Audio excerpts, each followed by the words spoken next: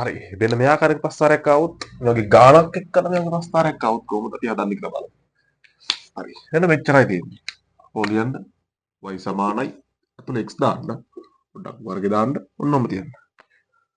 ඊට හිතෙන්නේ තියෙන අවමග. අවමග කීයද?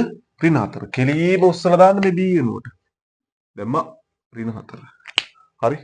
දැන් තියෙනවා මොකද්ද මේ සමමිතික අක්ෂර සමීකරණ. මොකක්ද සමමිතික අක්ෂර කියන්නේ? සමමිතික අක්ෂර කියන්නේ ප්‍රස්තාරය හරියටම දෙකට කැඩෙන ලක්ෂය. කියන්නේ සමානව දෙකට කැපෙන ලක්ෂය. ඒ කියද? x සමානයි 3 නේ. අපි පොඩ්ඩක් දාන්න. එතකොට 3 කියලා.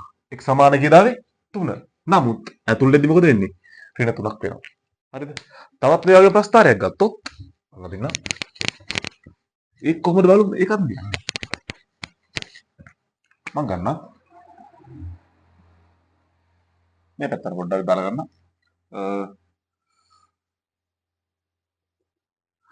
x සමානයි ඍණ 3 මෙතන ගන්න. ඍණ 6 වගේ කොහොමද? මෙන්න මේකට දාන්නේ. බලමු. ගන්න y සමානයි x දාලා තුල වර්ගය දාන්න. කීයද?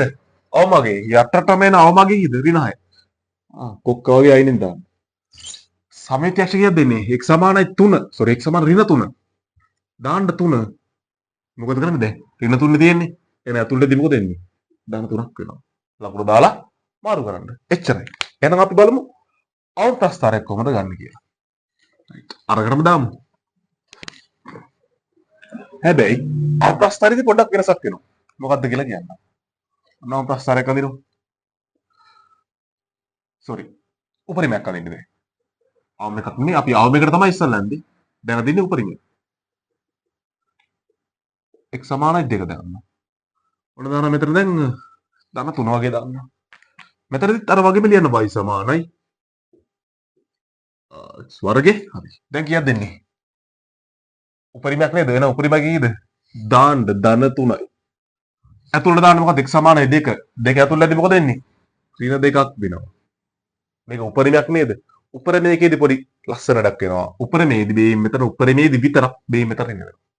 තේරුණාද? හරි ලේසි වැඩක්. අපිත් මේ